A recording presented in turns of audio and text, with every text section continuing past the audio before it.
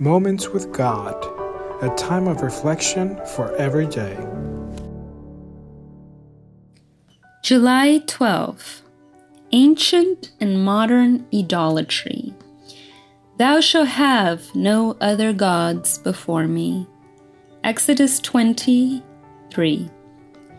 Two complementary definitions are what the dictionary gives us for the word idolatry. The first says like this: idolatry is a religious practice in which an idol is worshipped, which is very true, but the second meaning of this word is much more encompassing and almost unnoticed. Idolatry is excessive love and admiration that is felt for a person or thing. Idolatry not only has to do with paying ceremonial or religious worship to someone or something, but with dedicating time and an admiration to certain things. That is, everything that occupies an important place in people's hearts is an idol. That is why God asks that first place be given to Him, even above friends, children, wife, or church. If God is first, then we will have no other foreign gods before Him. Although in a different form, idolatry exists today in the Christian world as certainly as it existed among ancient Israel in the time of Elijah.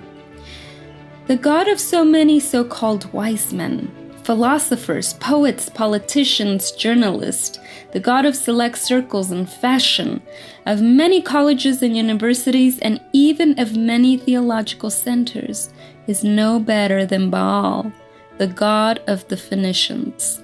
It's just that each person idolizes something or someone.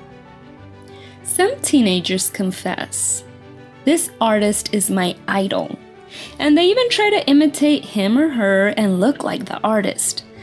Some parents say, "My children are my idol," and even though they say it with paternal tenderness, they are putting what is human and fragile above the place of God. And Jesus declared, "If anyone does not love me more than their family, they are not worthy of me." In past centuries, there were gods of stone or other metals to whom many people worshipped and dedicated time and admiration, or were afraid of them.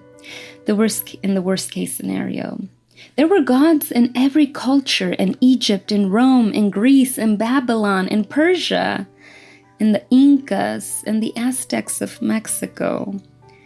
Gods who occupied a place in people's lives, and today, by putting something first, we are committing the same spiritual errors as them, and God calls it idolatry. And there is still an evil more terrible and deadly than all those sins, which is the greatest idolatry in the Christian world, and consists of annulling the authority of God that is embodied in His holy law. None of the errors accepted by the Christian world more boldly attacks the authority of God. None has such pernicious results as the modern doctrine that is so widespread that the law of God is no longer obligatory for men.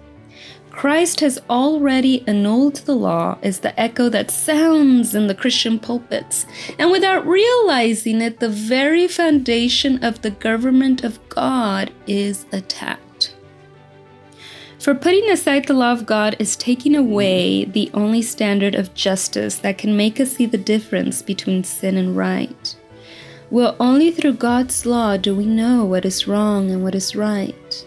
The Bible is available to everyone, but few truly accept it as a guide to life. The Bible can reveal the truth of God to us, but we must study it without prejudice and with a mind willing for God to speak to us through His Word. If the law of God is accepted in the heart, then the commandment that prohibits idolatry still has value now, and it will make us act by giving first place to the Lord. Let us accept all the truth of the Bible.